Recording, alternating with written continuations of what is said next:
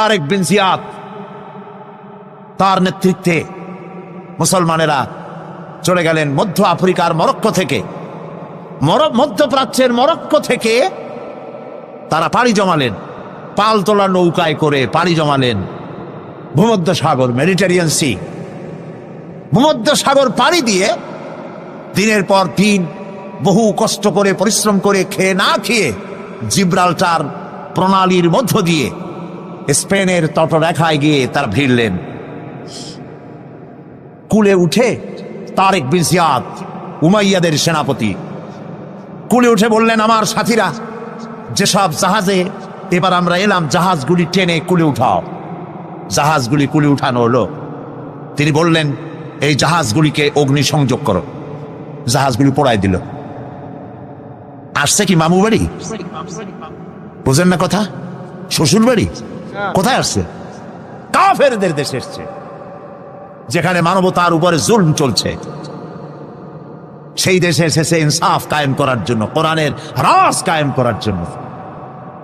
পোড়ায় দেওয়া সমস্ত জাহাজগুলি পুড়িয়ে দেওয়া হলো। এরপরে তিনি এক ঐতিহাসিক ভাষণ দিলেন, যা আরবি সাহিত্যে স্বর্ণাক্ষরে লেখা থাকবে কিয়ামত পর্যন্ত। তিনি বললেন, আইয়ুহাল ইখওয়ান, আল বাহরু মিন ওয়ারাইকুম ওয়াল আদুউ আমামাকুম ফাইনাল মাফার।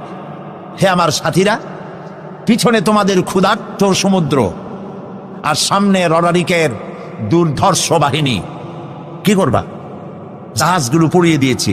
সমুদ্রের মধ্যে কুমির হাঙ্গরের খোরাক হবে, না রডারিক বাহিনীর হাতে শেষ হয়ে যাবে? কোনটা করবে? বাড়ি ফেরবার কোনো রাস্তা নাই। সাথীরা বললেন, হে সেনাপতি, ইসলামের নামে আপনি আমাদেরকে যে হুকুম করবেন সমস্ত হুকুম মানার জন্য আমাদের জীবন এবং সম্পদ নিয়ে আপনার সামনে হাজির। সুবহানাল্লাহ, সুবহানাল্লাহ। ইসলাম কি বানাইছিল?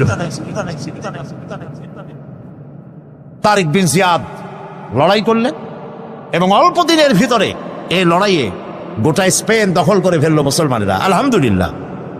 গোটা স্পেনে কারা এখন? মুসলমান। এসে কি করলো? মুসলমানেরা যে যুদ্ধ করে, এই যুদ্ধের নাম হচ্ছে জিহাদ। এটা ওয়ার নয়, এটা কিতাল নয়, এটা যুদ্ধ নয়, এটার নাম জিহাদ।